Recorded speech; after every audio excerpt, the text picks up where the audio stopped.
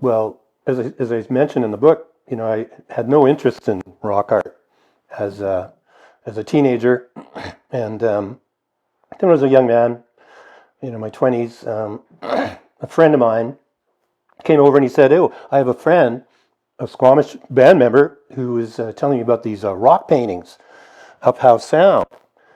And I thought, wow, rock paintings? And I'd grown up in Howe Sound as a kid. Spent my teenage years there near Horseshoe Bay.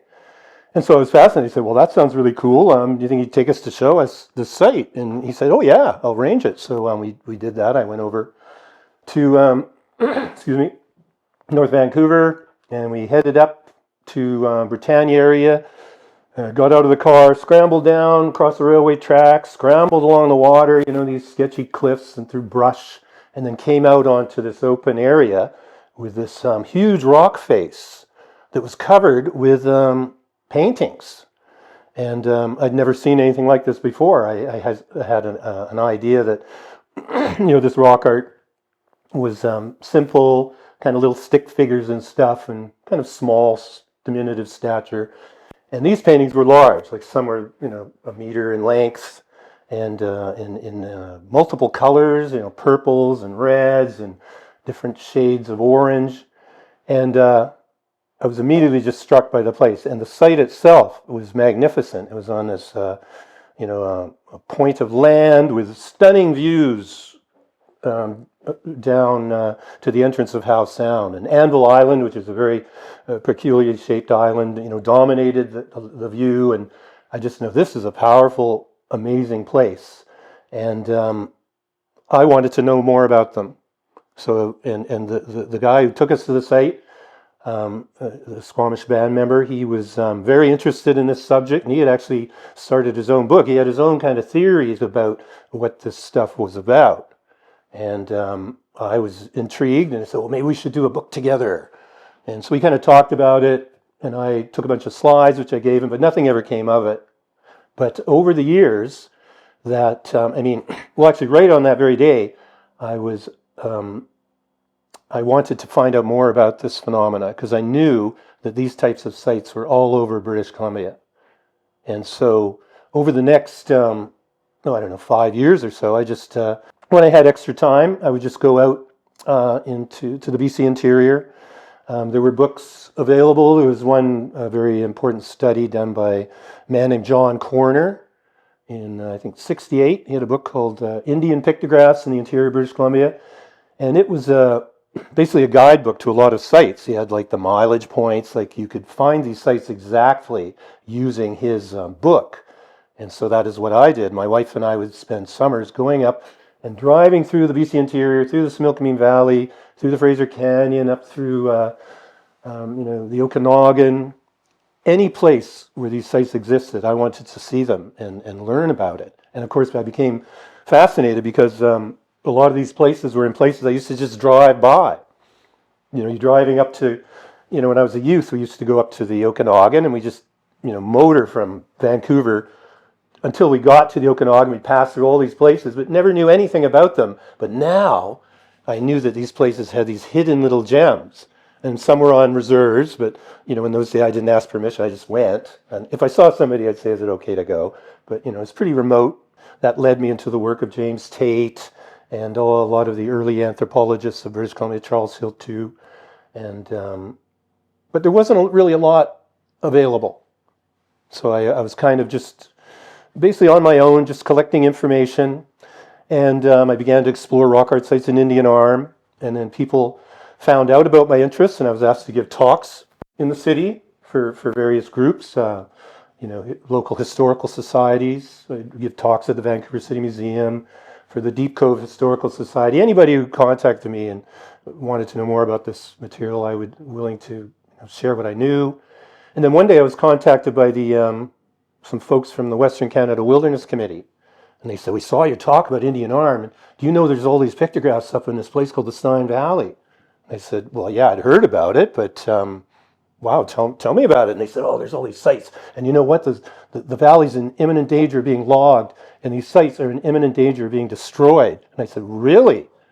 And So right away I think, well, I've got to go up there and see these places because this is sort of turning into a big project where I wanted to get a comprehensive handle on the distribution of this phenomena.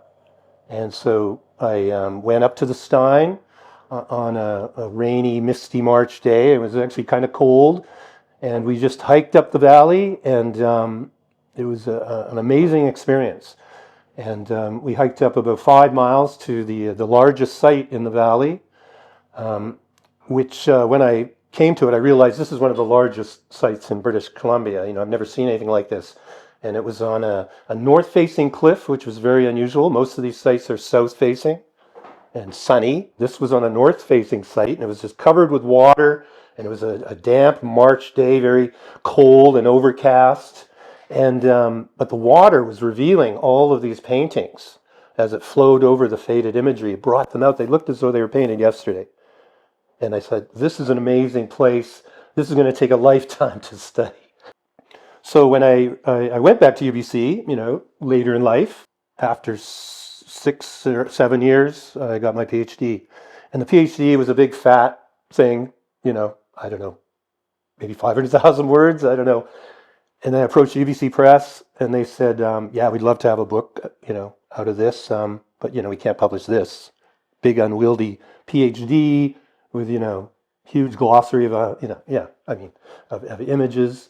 So I had to pare it down.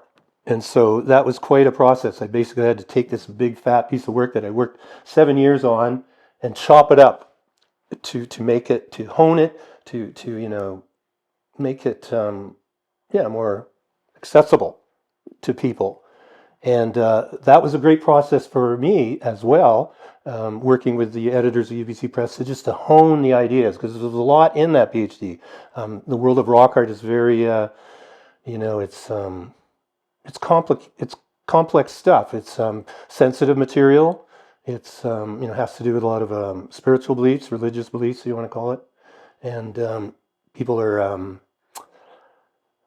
they're very protective of these places, and they're wary of them because they, like I said, the paintings are not the most important thing. The site is the important thing, and the site represents a schweim, which is the word in the Intalkatma language that means a transformed place. So these places are ancient beings transformed to stone.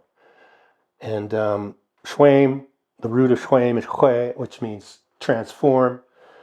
And they're not just rock formations, they're transformed beings, but they also have a story associated with them.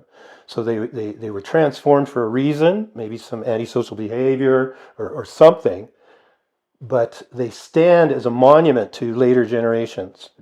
And as I got more into the research, the archaeology, I began to make a connection between the production of the rock art and the colonization of the Americas.